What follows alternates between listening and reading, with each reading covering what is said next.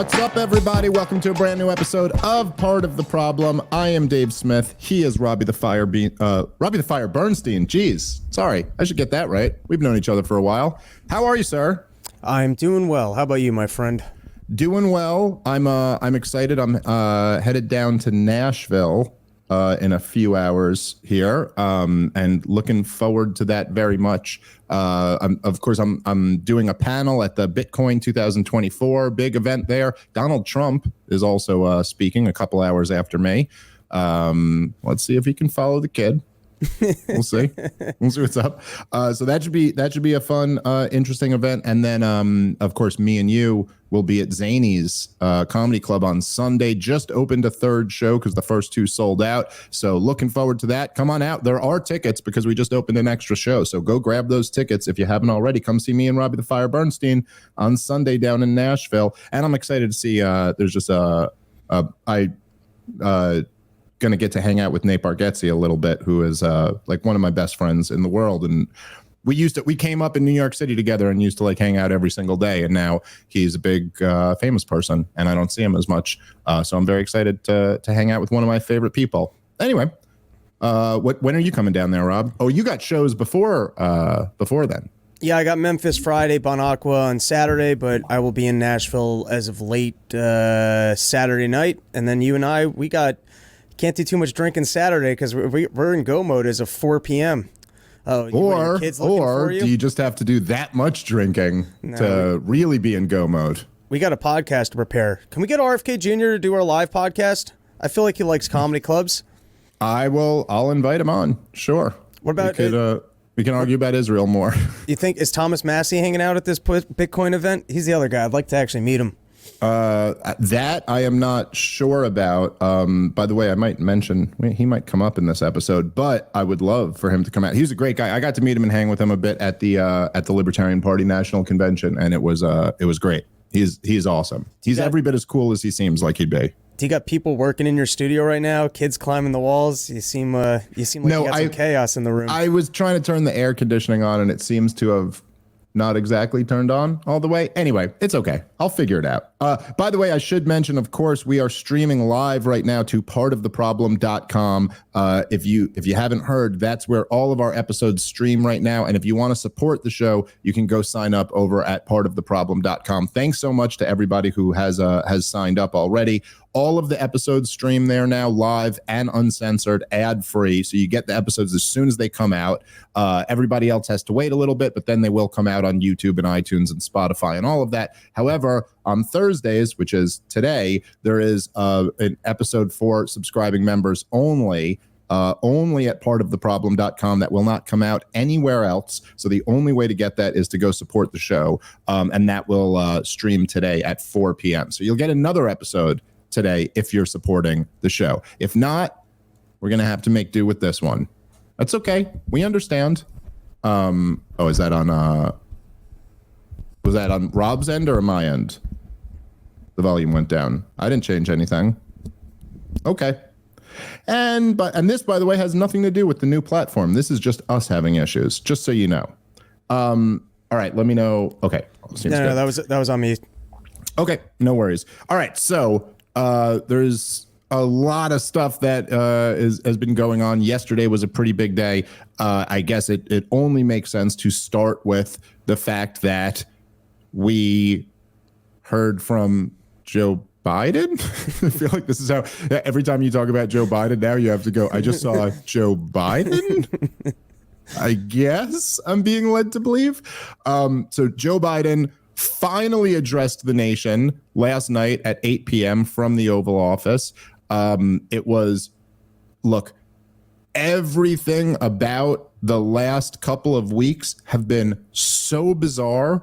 I never like to jump to wild conspiracies in these times, but you got to at least admit everything is just so strange right now. But Joe Biden did speak to the nation last night. What did you, I assume you watched, Rob, what did you think about the president's address? I got a lot of thoughts, but to start with your point of, was that Joe Biden? I mean, just the amount of shit that they've thrown at me that I don't know what is reality anymore. And that firstly, he's got a cracked chin now. I don't remember him always having a cracked chin. I've seen the cracked chin version of him a couple times. It's such a butt chin that you could flip him upside down and literally hold a cigarette holder in there. So I don't know what version of Biden has the cracked chin and that he's able to stutter and also sound like an idiot. It's a pretty impressive fake Biden. But even the lighting looked different, where I'm like, am I watching CGI here? It just, they've so... His color was different. You know, he's like, they're doing this orange Donald Trump tan on him now. Yeah, they've so fucked with my perception of reality that I'm willing to accept that that was Biden and he made a Biden-style speech, but I am watching it going, something about this seems a little bit fake, and I can't, you know, I'm not in the room. I can't tell you whether or not that's the real or fake Biden or if they're using CGI or whatever the hell else, but just something looked odd about it. In terms of the content of what he delivered, what I thought was most hilarious is the vigor of which he's still saying, I'm going to cure cancer. I've got 6 months left to complete my moonshot before I leave, and I'm going to bring down the prices and cure cancer. Dude, it was, you couldn't really believe that part of it. It was just incredible. It just goes, oh, that's what you're not mentally fit enough to run for president, but you are going to get this cancer thing done. All right, Joey Bides, sure. Yeah. If I can split my chin like the Red Sea, I can still cure cancer. Well, I mean, look, there was something about, obviously, I mean, a lot of people are making something about how he was much taller in this other, I don't know, video where he comes outside of the White House for a little bit. I don't know if maybe he's, you know, it is possible that Joe Biden has really just deteriorated so much over the last few months. That this is just like, maybe he needed special shoes or something. Maybe he's really like I mean, it's quite possible that the COVID thing never really happened at all. And that it was just like, no, his health is deteriorating so much. Perhaps that explains some of this. I don't know. I will say, trying to go off like what we do know for sure, it was a sad, uninspiring address to the nation, full of complete, just utter bullshit. You know, it's pathetic the way they're trying to spin this narrative that I don't see how anybody could eat up. I mean, you can't come out, right? Joe Biden has been, I would say, obviously, like if we're just dealing in the reality of not like a blind partisan Democrat, but what any other observer would see, right? Joe Biden has clearly been in severe cognitive decline for years at this point. Despite all of that, Joe Biden and the people around him, like his family members and stuff, decided that he was running.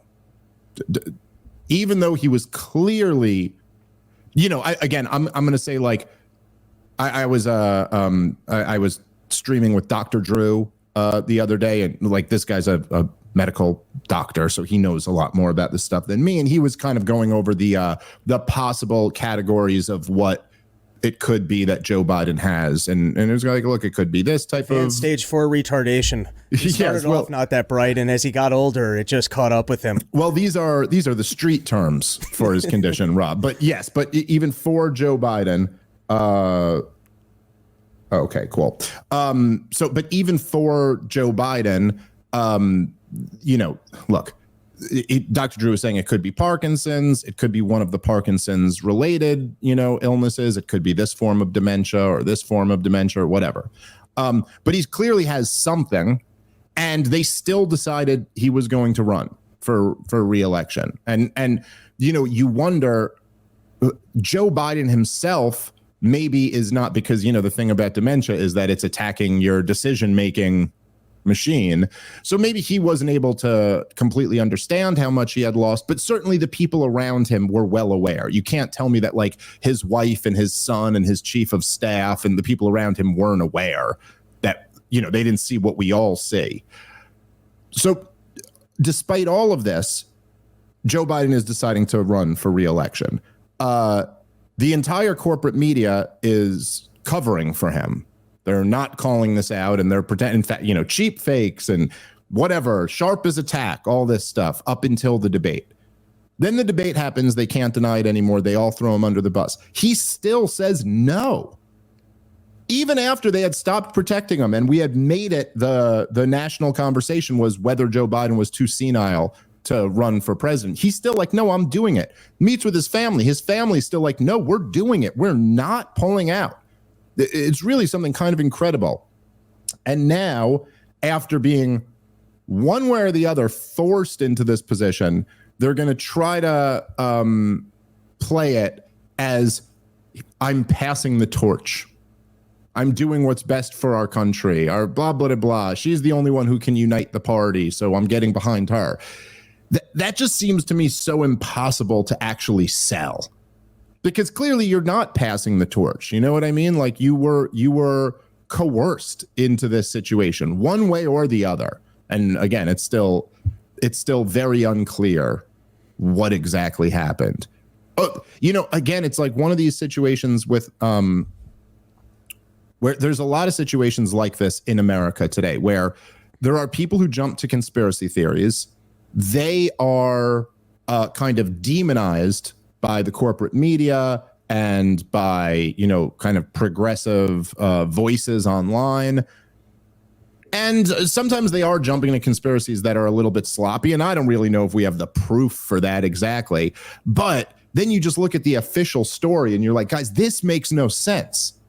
This can't possibly be this. And what we're left with is just saying, okay, so Joe Biden pulls out of the race, but does it on personal stationery with a new signature that we haven't seen before, endorses Kamala Harris through a tweet, and then addresses the nation days later. It is so bizarre.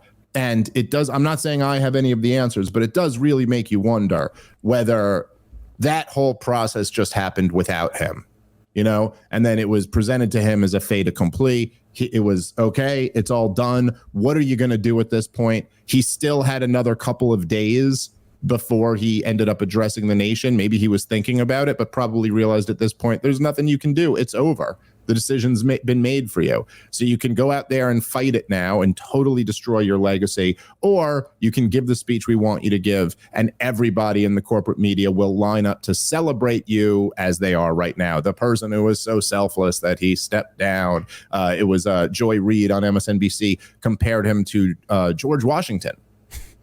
It's the exact same situation, or he could have been king, but he decided to step down. Whatever, it's it just seems impossible for anyone to buy that nonsense, but I don't know. I think, and this is not an original thought, plenty of people have said it, but them preaching about saving democracy when they boxed RFK out and they did not do a democratic process so that we'd be stuck with Kamala. She's not the Democratic pick from the primary. She's the one that everyone got stuck with because Joe Biden did not run primaries or admit to the fact that he had dementia 6 months ago when they could have done more of a primary process. And so for them to still go, hey, this pick that you're stuck with on behalf of the donors, you got to go for it in order to preserve our democracy. It's a pretty outlandish claim. Yeah, especially when it's someone like Kamala Harris who has no demonstrated popular support, Like even if they had, if they had, let's say, stuck Hillary Clinton in there, it's not that strong of an argument because 2016 was a long time ago. It was almost a decade ago. But you could at least say, hey, this is the last, okay, Joe Biden's out. We're going to the last Democratic nominee who got whatever her number was, 64 million votes or something like that, and go, hey, she got a lot of votes. There's some air of democratic legitimacy that you could kind of play into that. But Kamala Harris, you're like, yeah, she didn't get one delegate in 2020. She didn't make it to one primary. She had no popular support. It was all AstroTurf. And of course, what we're going through right now, it's amazing how the playbook for the corporate media. So the playbook historically for the corporate media was almost like, if you think of propaganda as like a spell, like you're kind of trying to cast people under a spell, like they believe, and you believe there's a Russian conspiracy that just overthrew our elections, and you cast this spell. Historically, they just get to decide what the next spell is. What's going on now is that their spells aren't working, and so they'll cast a spell. The spell is completely, people are totally disillusioned to it. They're like, yeah, this is all bullshit. And then they just move right on to the next one. So the one right now that they're trying to convince everybody of is that Kamala Harris has this enormous popular support. The evidence of this is non-existent. It does not exist at all. And so that's what they're going with. It's, I must say, from my perspective, fairly entertaining to watch them attempt to pull this off. I don't think it's doable, but that's what they're in the process of trying to accomplish. All right, guys, let's take a moment and thank our sponsor for today's show, which is Monetary Metals. I love this company. They are revolutionizing this space, and they're so important. So I'm so glad that they're a sponsor of this show. And right now, you can unlock a 12% return on silver. If you're ready to start building wealth by putting your precious metals to work, check out Monetary Metals. Now, of course, silver isn't just a precious metal. It's a tangible asset and a great way to diversify any investment portfolio. But with Monetary Metals, you don't just own physical silver. You own silver that works for you to generate more silver, growing your total ounces over time. Right now, you can earn 12% annual interest on silver paid in silver in their latest offering if you're an accredited investor. Click the link in the episode description below or go to monetary-metals.com to learn more. Monetary Metals is revolutionizing the way you invest in gold and silver. They've been paying interest in silver and gold for over 8 years, helping you grow your wealth in real tangible assets. Finally, there's a true alternative to saving in dollars, a yield on gold and silver with Monetary Metals. This is the first true silver bond since 1834. Earn 12% annual interest on silver paid in silver. Remember, you must be an accredited investor to participate. It's a 3-year term. The bond is financing a publicly traded mining company located in the Western United States. Head to the link in the episode description or go to monetary-metals.com for more information on how to participate. All right, let's get back into the show. I couldn't be more excited for a Kamala candidacy because I can't imagine how long she can last before people realize how dumb she is. Did you get a chance to watch her first presidential speech? She gave I saw some clips of it, yeah. So they seem to be, at least in that one, they had the most energetic crowd I've ever heard. It seemed like they got a room of actors and they gave them the Biden pills that they withheld at the last debate. They got them all amped up. They realized that if they fill in all the pauses that she would naturally laugh with cheering from the crowd, it could kind of mask over how unlikable she is. And she was doing this black preacher thing, which maybe is going to be her new campaign style, but it was smoother than I would have expected.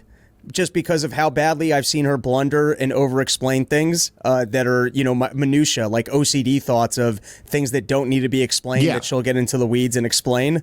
But it was better than expected, but an interesting campaign strategy that I don't think that momentum could possibly work over a long enough period of time. Well, look, I mean, part of the reason why we have Kamala Harris as the nominee now instead of Joe Biden, right, is that Joe Biden, I mean, look, you can't overstate it. I mean, the guy is incapable of, like, if the task was, okay, you're getting off of Air Force One, you got to get to your car, okay? There's reporters waiting down at the bottom of Air Force One, right? Like a very everyday president task. You got to walk down the stairs. You got to schmooze with the reporters for 30 to 45 seconds. And then you got to get into your car. If that's the task, Joe Biden is incapable of doing that without just making it look awful. Like, He's going to be stiff walking down the stairs. He's going to look like he could fall at any minute. He's going to zombie march over to the press corps, say something wildly, like slur some wild thing, and then get in his car, right? The problems were so bad. When you're running a senile person for president of the United States of America. Kamala Harris doesn't have those issues. That's essentially why we're up to Kamala Harris now. So if what the biggest benefit that Kamala Harris has right now is that in some sense, that's where the bar is. You know what I mean? That's where the bar. Now and the reason why she ultimately, I was saying this basically, I don't know, Rob, I've been saying this on the podcast for weeks at least now. I think at least after the debate.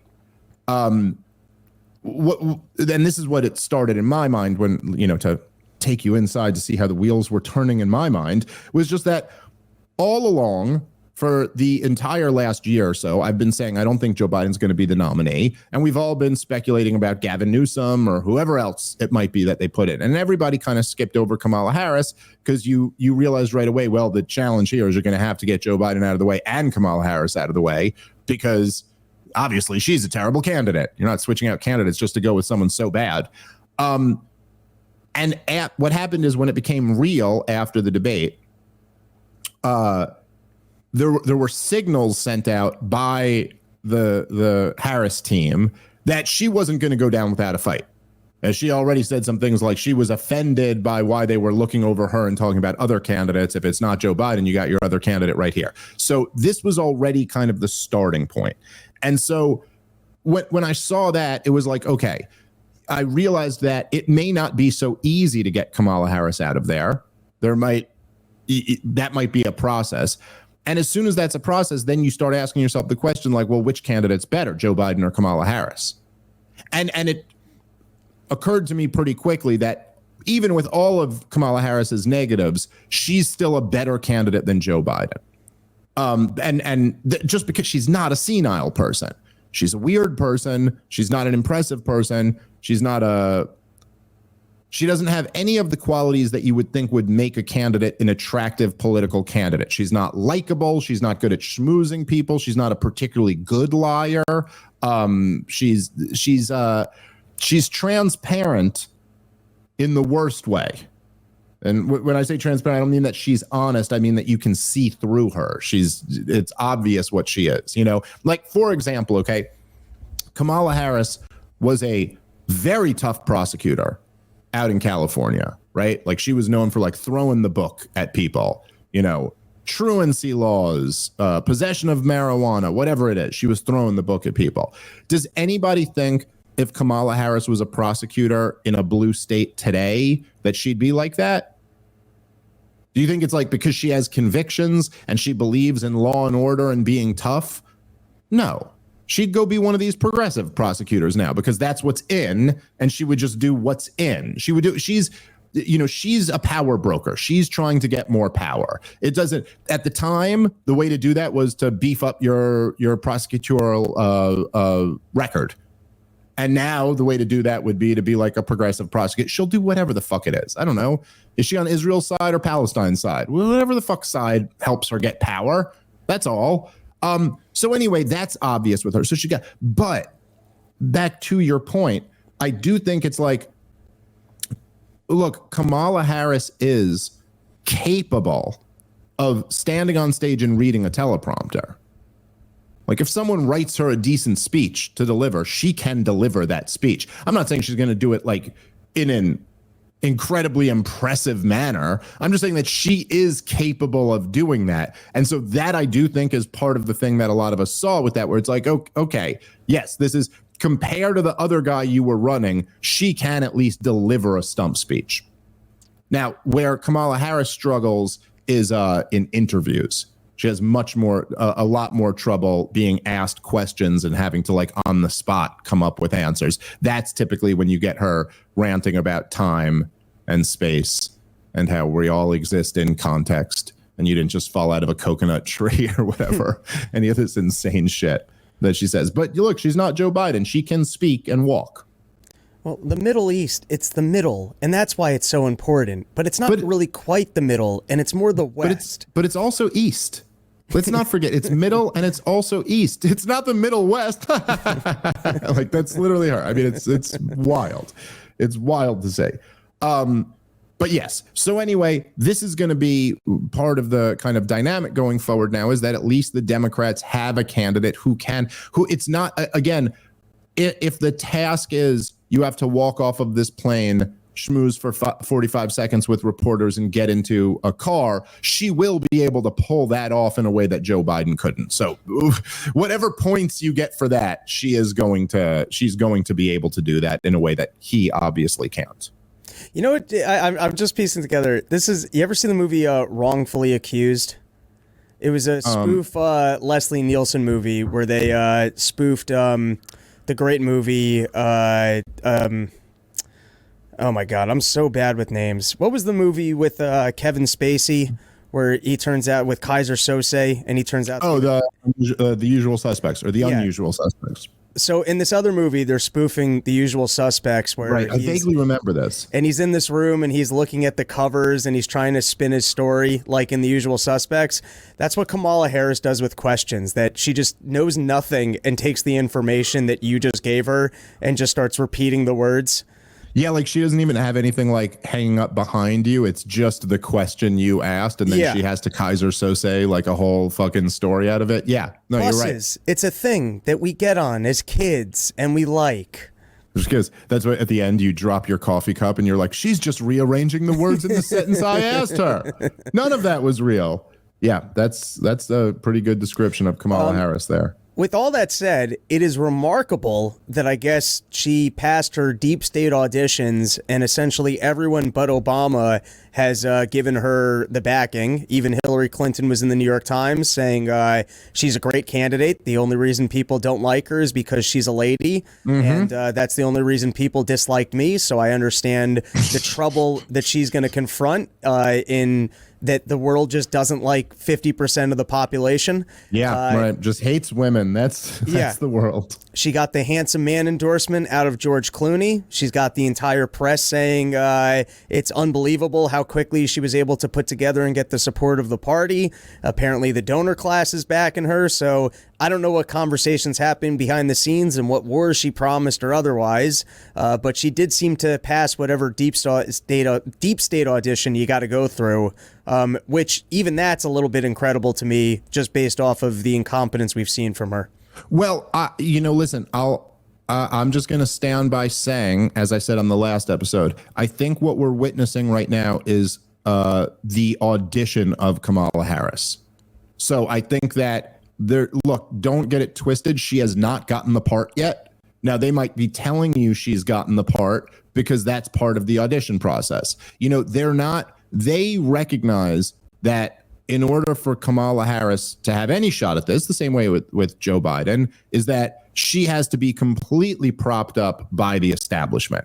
That's the only way that there's a chance of this. So what they're doing is they're giving her the fairest audition they can, because they actually want to know, can we get her over? Can she win? Can she keep it close enough that we can cheat? You know what I mean? Like whatever the calculation is, they want to give her the shot. So they're putting everything behind her right now. The entire act has to be that this is perfect. We are excited. The Republicans are frazzled. I did find this. I mean, this is just so funny to me. I mean, I was confronted by it on Piers Morgan's show the other day, but it is just amazing to watch anyone sit there and go like, look how frazzled the Republicans are. And you're like, you just swapped out your candidate. I'm sorry. You literally just had to swap out you were losing so bad. You thought the chances were so low that you were like, we can't even run this guy. So you had to strong arm him out of the race. And then you're going to pretend that like, we got you guys right where we want you. It's just ridiculous, to be honest. But that's what they're doing right now. They're seeing, can we get her over? And the only way to answer that question is to give her every possible advantage and see how that goes. You should. What is that kid's name? It's like Nissen or something. Is that I don't know who. The kid that you were on Piers Morgan with. Oh, that guy. I forget his name, but yeah. He might be dumb enough to do this show. We should do a bit, and let's text him and say, we would love for you to come on our show. We've got a large audience. If you would please come on and pitch Kamala Harris to us. Harry Sisson. He might be dumb enough to say yes. And then, let's give him the floor to actually pitch it and handle some questions about why he thinks she's a good candidate. All right, I'll reach out to him. I'll see if he wants to come on the show. I tell you, I have no hostility toward that kid at all. I just want to throw my arm around him and be like, hey there, young whippersnapper. You don't got to say that nonsense. Come on. You don't have to say that nonsense around here. Look, it's been... this is my guess right now, okay? I think that as of right now, amongst... there's a constituency that is like Democratic voters, broadly speaking. And then there's probably a group of people who just don't really like Donald Trump very much, kind of on the fence, could maybe vote for him, could maybe sit it out, could maybe vote Democrat. I think amongst those people, there is like a collective sigh of relief that Joe Biden is out of the way. You can imagine these people have been going through something over the last few weeks that is close to, I mean, depending on which, group you're in, obviously there's different camps in there, but there are people who had been all in on denying that Joe Biden had any type of cognitive issue. There was probably a small group of people who would still deny it, even after the debate. Most people kind of started acknowledging it. There's like, shit, now, how can you possibly support this guy? He's going to lose to Donald Trump. If you just think about going through the debate and then all the terrible interviews and then Donald Trump looking badass after his assassination attempt and that, like, all these things. And you're like, oh man, this is so bad. This really isn't looking good. So there's a big collective relief. Like, okay, we don't have that problem anymore. We don't have the cannot walk downstairs and speak problem anymore. And so there's a big relief there. Everybody, around you in the establishment is like astroturfing this thing to try to make it seem like there's some type of enthusiasm there. And I think that fairly typically there would be like, oh, Kamala Harris will get a bit of a bump in the polls. There'll be a little bit of a kind of like, oh, optimism. And then as a couple weeks go by, the fundamentals of the race kind of reemerge. Kamala Harris has a lot of problems. One of the the biggest problem she has is that Joe Biden did say he was putting her in charge of immigration. She's now tied to the most, either the number one or number two most, important issue and the most unpopular one with this administration. And I think her numbers are going to sink back down, and you're going to see Donald Trump having about the same lead that he had on Joe Biden. That's where I think this whole thing shakes out in a couple weeks. And at that point, there's a big question, because if I'm right, and this is what happens, then you're going to be going into the convention with Donald Trump looking like he's got about the same chances as he did against Joe Biden. And do the Democrats then just accept, we're just not winning this year, we're sacrificing Kamala Harris and getting her the hell out of the way so she's not ever next in line again, and we'll deal with the Donald Trump presidency? Or do they try to swap out Kamala Harris and switch someone else in for her? From my perspective, it certainly is not a foregone conclusion that they'll do one or the other. So I'm still operating like Kamala Harris is auditioning for a part that I think there's a very good chance she won't get. But I could be wrong about this. All right, guys, let's take a moment and thank our sponsor for today's show, which is Monthly Knife Club. Monthly Knife Club is a subscription box for guys and gals who love knives, the outdoors, and everyday carry gear. Every month, they send you a new name brand knife on autopilot. They've recently updated their Ultimate Knife and Gear boxes. Now, the Knife of the Month is included, and the Ultimate plan will oftentimes have a value equal to or greater than the entire cost of the box. They've also added name brand automatic knives for makers such as Hogue, Sig Sauer, Kershaw, ProTech, among many more. There are many tiers of name brand knives and EDC gear starting at only $25. Plus, save 10% on your first month with the promo code DAVE10. So go check them out. The boxes come with the following: an $89 value, only $49 plus shipping and handling. It's the perfect gift for any knife enthusiast. So go check them out at monthlyknifeclub.com, and don't forget the promo code DAVE10 to take advantage of that deal. monthlyknifeclub.com, promo code DAVE10. All right, let's get back into the show. Anyway, going forward for the next couple weeks, it's going to be interesting to watch this latest propaganda campaign. Just to give you a little hint or a little clue as to what's going on, if you haven't been paying attention already, I don't know why we've kind of fallen in love on this show with some of Joy Reid's like unhinged videos that she likes to make. But here is her latest. Hey fam, okay, I just gotta say it.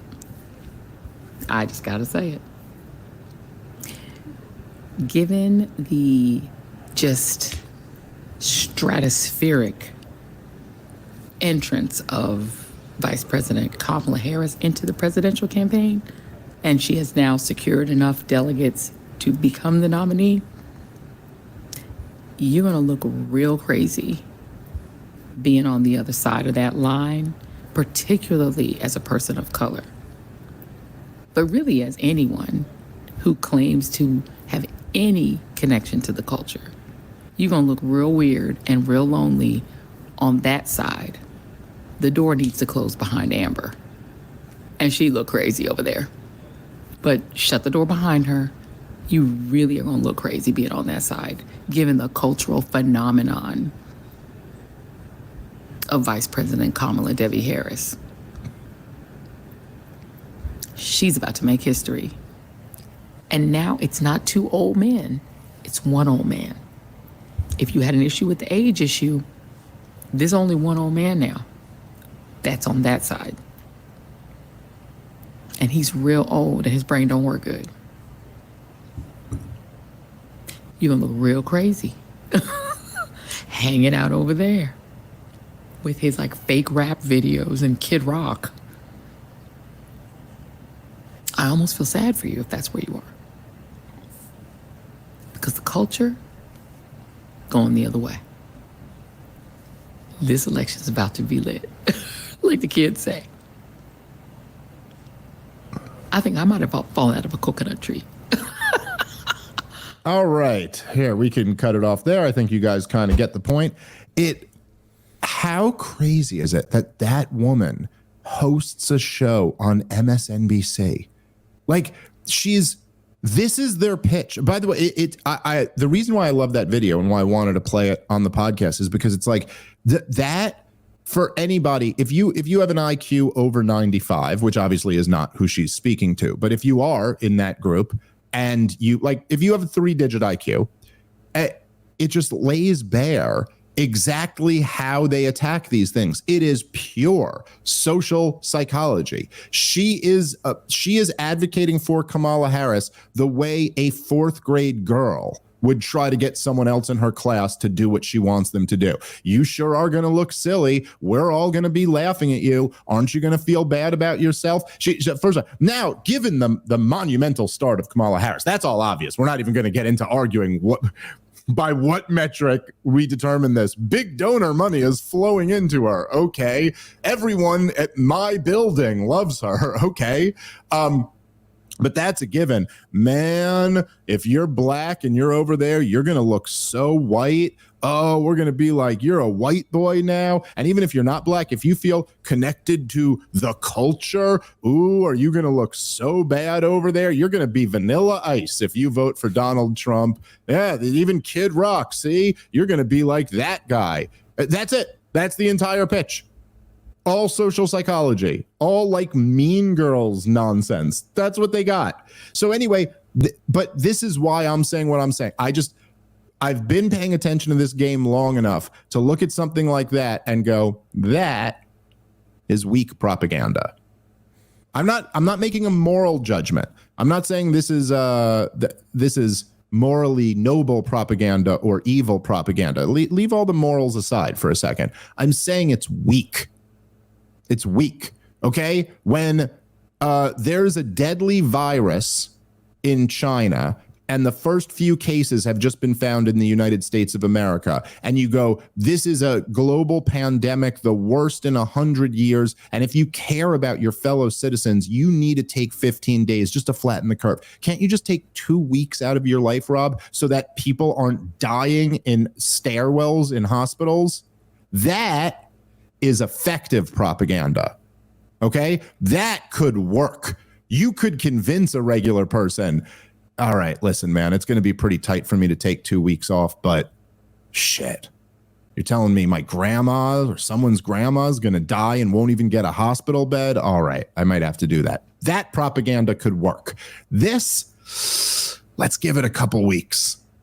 I'm not convinced Kamala Harris is the nominee yet. Does that make sense? Yeah, this is exactly as you said. This is watching a high school movie. I didn't go to high school with women, so I did not experience this, but this is high school movie, hot chick at the table going, hey, if you're hanging out with those kids, you can't be a part of our group anymore. You look so stupid sitting at that table. The problem is she's not that hot and she's not that popular. Well, that's it. By the way, dude, that's such a good point, because a huge part of this is that it's like, yeah, it's supposed to be a hot person who does this. They're the ones who can get away with the dumbest level shit, because somewhere in our monkey brains we're like, you have good genetics, so I want to be on your team. But you can't be like a bald old cat lady coming out and yelling at me about being with the cool kids. Lady, I'll take any group that you're not at.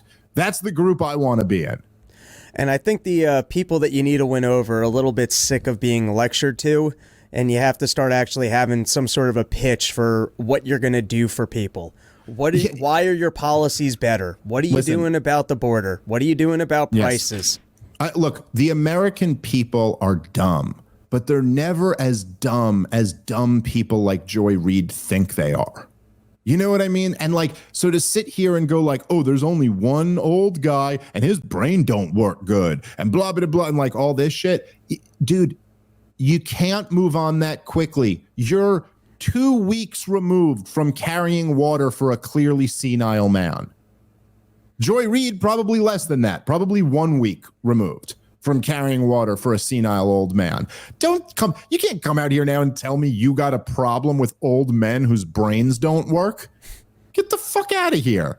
It's just impossible to sell this. Here's another one. I thought this was great. Elizabeth Warren was asked what you think might be, I don't know, the first most obvious campaign question you would get asked about Kamala Harris. You could all probably guess it if you wanted to. Let's see how Elizabeth Warren handles this very tricky question. What do you think has been her biggest accomplishment since she's been vice president? Oh, I have to say, since the Dobbs opinion, the way that she has rallied women and friends of women, also called men, around this country on the issue of abortion and just taken it home. First vice president in history to visit an abortion clinic. Go get them. You know, she's someone who talks openly about things that were kind of challenging for some people to talk about, but also to talk about it with... President Biden didn't even mention the word abortion in his State of the Union. But Vice President Harris has, and she's talked about it both with compassion, but also with a sense of what is right. How can we be a country that half of America lost rights because of an extremist Supreme Court put in place by Donald Trump? I mean, you know, Rob, like to the point you were just making, you're like, you're going to have some policy. You're going to have something that you can look at the American people and be like, look, we made your life better in this tangible way, and that's what we're going to build off of. She is asked, what is the, like, look, you've got this this candidate. She is not brand new. She doesn't have like extensive experience, but a woman who was a prosecutor, was a United States senator, and has been the vice president over the last 4 years. And you go, okay, so what's her greatest accomplishment? And your answer is that she visited an abortion clinic? Like, however you feel about the pro-choice, pro-life issue, there is something profoundly sick about that. That's what you got? That's it? that she says the word abortion. She's a woman. She says abortion. She's been to an abortion clinic. She went to the place where they do abortions. I mean, I was actually like kind of flabbergasted that Elizabeth Warren did not have one, like, you know, one talking point, something. I don't even know. I don't even keep track of like these talking points of like, in our administration, we did this, and the Affordable Care Act, and, you know, the Inflation Reduction Act, and the blah, blah, blah, blah. They all have their dumb, basically, they're all just spending bills. They're all just bragging about, we spent more of your money. We say, you know, the last guy left us with more debt than any other guy, and we said, we'll give you more debt than that guy. That's all they're bragging about. But to not at least have something. Like, she was instrumental in that insulin bill that got the price of insulin down or something. She went to an abortion clinic? It's just, I'm sorry. I'm looking at this and I'm going, I don't see that winning. I don't see it. That was a CNN layup that she reacted like it was a gotcha question. The question was, hey, you're here. Why should people support Kamala Harris? And then it was, what are you trying to trap me? I thought I was here to have a nice time. You're supposed to be on my team, CNN. No, the lady's running for president. Can you give us a simple pitch for why people should support her? Well, she did visit an abortion clinic. That's impressive stuff from a vice president, showing up to a place and not doing anything other than being there. What an accomplishment. Yeah. I mean, Joe Biden didn't even say the word abortion in his State of the Union address. Too many syllables. Yeah, but she'll say it, and she pronounces it so well. Like, it's just, that's where they're at with this woman. And, you know, again, the problem, it really, you know, we had speculated for back when this first happened, if you recall, Rob, and I can't remember exactly when it was. It was fairly early in the administration that Joe Biden kind of like tasked her with immigration. And it seemed almost like it was done to sabotage her. Because, like, man, of all the things, I mean, unless you've got the votes in Congress and you're about to roll out some new immigration legislation and you're going to do something that you can point to, it's like, oh, if you're just keeping these de facto open borders going and going to put her in charge of it, it seemed like, you know, kind of the worst thing you could do for her. But now that's so much clearer. That, man, this totally sabotaged her presidential ambitions, because now she has to be pinned with the most indefensible, unpopular part of the Biden administration. I mean, aside from the price inflation, which whatever, that's, you know, like that's a whole different can of worms that we could talk about. But to saddle her with the most unpopular aspect of his administration, and then what is she left with saying, like, well, we didn't get anything done, but it's Trump's fault. The guy who was out of government at the time, it's his fault that we didn't get anything done with the thing I was saddled with. That's rough. I don't envy the situation that she's in. All right, guys, let's take a moment and thank our sponsor for today's show, which is Sheath Underwear. Go check them out at sheathunderwear.com. The underwear of legends, the only underwear that I own, the only underwear that I wear is Sheath Underwear, because it is simply the best pair of boxer briefs you will ever put on your body. I can tell you, these guys have been a sponsor for over 3 years of the show. They're one of our hardcore, longtime sponsors. Great people who run this company, and I still have the first 2 pairs that they sent me when they came on as a sponsor over 3 years ago now, and they're still just as comfortable as they were then. They really are high quality underwear. You're going to love them. They're going to be the best pair of boxer briefs you've ever worn, and you can also know that you're supporting a hardcore sponsor who's been very loyal to this show. So if you care about this show and you want to get the best pair of boxer briefs you'll ever own, go to sheathunderwear.com. And now they're going to give you a chance to win a full year's supply, 14 pairs of Sheath underwear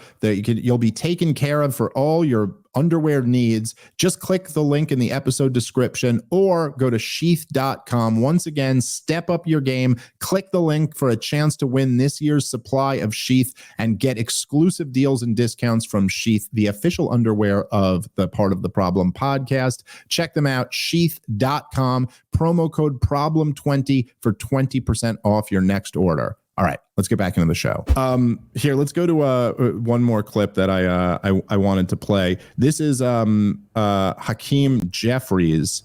He was giving a talk or press conference the other day and had some thoughts on Kamala Harris. Thank you, Leader Schumer. Joe Biden is a patriotic American. Joe Biden is a heroic American. Joe Biden is a great American.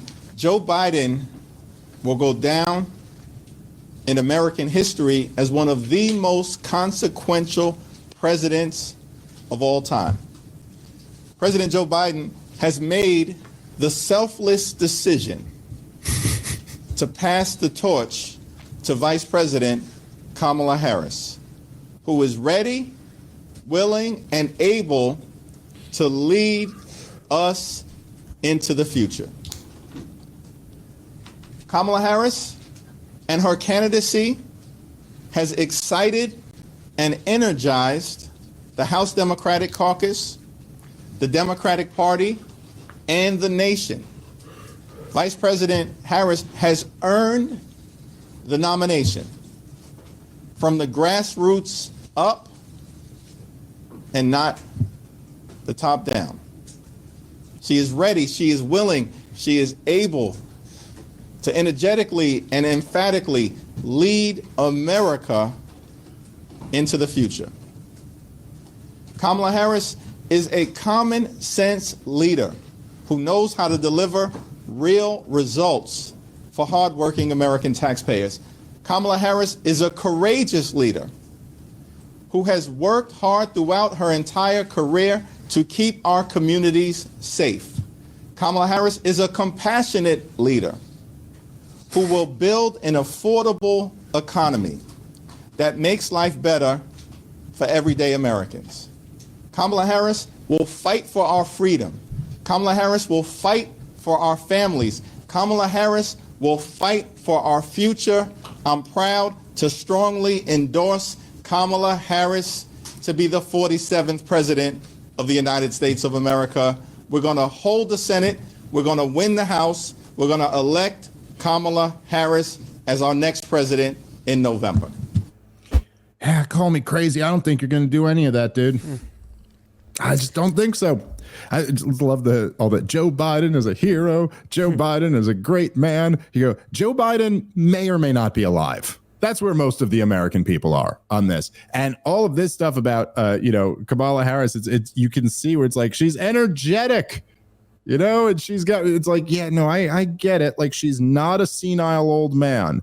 The problem is that's not much of a pitch. And this nonsense about how she's from the grassroots up, not the top down, is just like the fact that you even have to say that is because it's such bullshit. And you know it. Come on, man. Kamala Harris ran for president. We have a track record on this. The results, less than 1%, dropped out of the race before the first primary. Could not make it to Iowa. That's the grassroots level support that Kamala Harris has. I mean, look, come on. It's as simple as this. If Kamala Harris truly has so much grassroots support, how come she couldn't make it to Iowa when she ran for president? Look, it's not a question of whether I like her or I don't. I don't like Bernie Sanders. Bernie Sanders had true grassroots support, right? That's just undeniable. Donald Trump has true grassroots support. Barack Obama had true grassroots support. Kamala Harris does not. Nobody who has true, when Barack Obama ran for president, or when Donald Trump ran for president, or when Bernie Sanders ran for president, one of the things that they all have in common, because they had grassroots support, Rob, is that all of them didn't drop out before Iowa. That was one common thread in all of them. It turns out that every single presidential campaign that has true grassroots support doesn't end before the first primary. But Kamala Harris's did. It's another first. It's the first vice president woman of color, and she's also the first candidate with real grassroots support who dropped out before the first primary. That's she's just always breaking records here. Again, I'm just saying, good luck with this. All of this confidence and energy that Democrats are attempting to exude or attempting to project, it is all smoke and mirrors. This is they're in a very bad situation right now. That's the reality. The grassroots support of us rigging our democratic process and making it sure that she didn't have to run anyone else so that we could institute the person we wanted. That's the grassroots support. I mean, just imagine you've got from the party of democracy. Yes, you've got a senile candidate who you're denying is senile.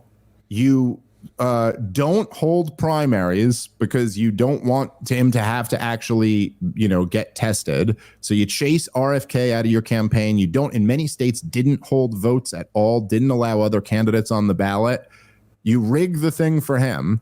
Then he gets so senile, you can't even deny it anymore. So you have a pressure campaign to coerce him out of running for president. And then you pick this lady and you're going to try to spin this as some democratic process. You just can't get around this. She has I've really never seen, at least in my lifetime. I mean, obviously there's been, when Nixon resigned and Gerald Ford took over, he was in a situation where he hadn't been, vice presidents are on the tickets, but it's not the same thing as being democratically elected. But we've never really seen a situation like this where you have, at least in theory, if she gets the part, you have one of the major party candidates having never won a primary, she actually has there's no mandate that she can try to pretend she has to even be the person there. There's nothing. She didn't look, is it clear that in a real primary, if Kamala Harris was running against Bobby Kennedy, is it clear that she'd beat him? I have no idea. Maybe. I'm not saying she couldn't. Maybe she would. It's certainly not clear. It's not clear that she would beat Elizabeth Warren or some of these other people. I mean, Elizabeth Warren lasted much longer than her. Amy Klobuchar lasted longer than her. Mayor Pete lasted longer than her. There are a lot of people in that Democratic primary who outlasted Kamala Harris. It's not clear at all that the Democratic voters would pick her as the nominee. That's just not at all clear. So I'm sorry, there's no other way to say that than she was picked by the top down. And she was selected by Joe Biden. Why? Well, we all know why. Joe Biden said explicitly why. He said he was going to pick a woman of color and then chose her. He literally said I saw it circulating the other day. There was one speech where he said, because of our values of diversity, equity, and inclusion, I picked Kamala Harris. And then now they're saying if you call her a DEI hire, that's racist. It's like the guy who hired her said those three things were the reason why he hired her. That's going to be tough to get away from. I should say before we wrap this up, there's one more thing I wanted to talk about, and then we can come to the chat. It is, by the way, seeing how I mentioned Mayor Pete butt stuff. It is being rumored that he is being considered as her vice presidential candidate. I'm going to float it out there. Mm-hmm. I don't think it's going to be him, and I'll tell you why. I couldn't imagine it would, but yeah, go ahead. I could see a Mark Kelly being picked, and the reason I say Mark Kelly is because they like the yin and yang balancing act of, hey, I'm a white guy, so now I need a black lady to run with me. So I think this is going to be the inverse, where the VP pick, even though I guess all the pollsters say that the VP pick doesn't matter that much, but the same way even Trump went with a Mike Pence the first time to go, hey, here's as establishment and Christian as you get, I think you're going to get as white, boxed-faced, traditional politician, part of the machine person as you've ever seen in your entire life. Well, there's a little bit more than just that to the case for Mark Kelly. He's also they are friends from what I've read, and also Arizona is a somewhat consequential state. So there's some things that are reasons why that might be the answer. He's also kind of his wife was shot. That's probably the thing he's known for the most, which is no one really has other feelings other than just like sympathy for that. You know what I mean? And aside from that, he's basically just a very cookie cutter Clinton Biden type Democrat. And so the negatives, my guess would be, are pretty low with that, and the positives are reasonably okay. So I would agree with you. I think that's more likely. I don't see how. There's just no way they're going to team up Kamala Harris with Mayor Pete Buttigieg. I don't know why I keep calling him mayor. I know he's the transportation secretary now, but it's just, I still remember him as Mayor Pete Butt stuff. But come on. There's just no way. There's no way. But, if you're a Republican and you're seeing these reports about Pete Buttigieg being the VP pick, you're like, yes, absolutely. I think that's who you guys should pick. That'll be great. It's I much like you, my initial reaction is like, I just find it hard to believe that they would actually do that. There still are like professional campaign people around Kamala Harris, right? Who would be like, yeah, this is not gonna play well. Anyway, that seems to be what's being reported. So we'll see what's happening. All right, I will in the last few minutes here come to the chat. Of course, if you want to be a part of the chat, you got to go sign up over at partoftheproblem.com. Let's see what we got. I'll look through here. Tulsi outlasted Harris, says Perceptual Jonathan. Yes, that's right. Tulsi Gabbard did not only took her out, but then outlasted her in the race. I'm sure that clip is going to be getting a lot more views on it over the next couple weeks. But yeah, that was the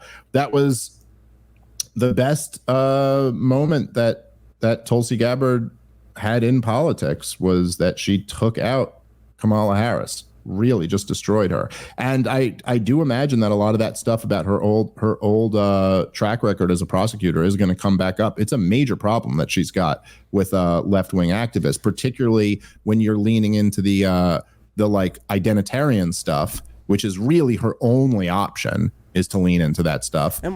It does create a problem when you were a cop. And what's the horse storyline?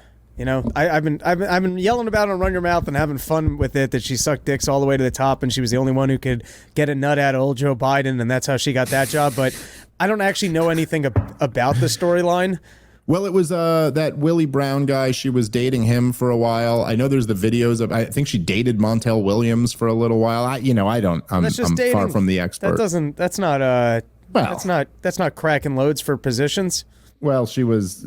She definitely moved up from the Willie Brown relationship, but whatever, we'll say. Eric John, pizza artist, is here in the chat. Good to see you, brother. He says Kamala has crab grassroots support. I like that. All right, who else we got here? Anyone else? If you want to ask a question, I got to it. Ligadas said thoughts on Bibi essentially calling for a NATO of the Middle East to counter Iran. Next thoughts episode. Yeah, that's right. Listen, the next episode, the bonus episode, just for you guys, but you guys who are subscribers are going to get it. It'll stream today at 4 p.m. We're going to go over the Netanyahu speech and all that stuff. So yeah, we'll talk about that stuff. That's a juicy first paywalled episode. There you go. If there's ever been a pitch for spend some money and get the behind the scenes content, that's a juicy and also one to and paywall. Keep in mind that this is only up on our platform, so we can be totally uninhibited. So first episode, we're dealing with the Jews. Right away. Okay. Thoughts on the Jets' upcoming season by Twite 1062. They got as good of a chance as Kamala. They got a better chance. I think they're still going to be in the season in a couple weeks. So there you go. Listen, rooting hard. Is Rodgers actually expectations. Playing? Huh? Is Aaron Rodgers scheduled or is supposed to play this year? I hope so. We're big Aaron Rodgers fans here on the podcast. Love that guy. He's got good taste. Let's be Jersey trash. Let's go to a game. Let's tailgate. Watch some Aaron Rodgers football. Let's do it, brother. I'm with you. Hey, you had me at tailgate. All right, listen, we're going to wrap up there. 4 p.m., the members only episode, our first ever members only episode will be streaming. So come back here on the site to check that out. We'll be talking Benjamin Netanyahu and the protests and a whole bunch of stuff involved with that. So we'll catch you guys on that episode. Thank you to everybody for signing up. If you haven't already, please consider signing up at partoftheproblem.com. If not, you're still getting the same 3 episodes a week. You're just getting them quicker than ever before. So this change has gone great. Thanks again to Brian, our producer, who's just been working tirelessly on this stuff, to Louis J. Gomez and Ralph Sutton for all the work they've put in. Thanks to you, Rob Bernstein, for always looking beautiful. And I will see you, Rob, and hopefully some of you listeners down in Nashville over the next couple days. Thanks for listening. Peace.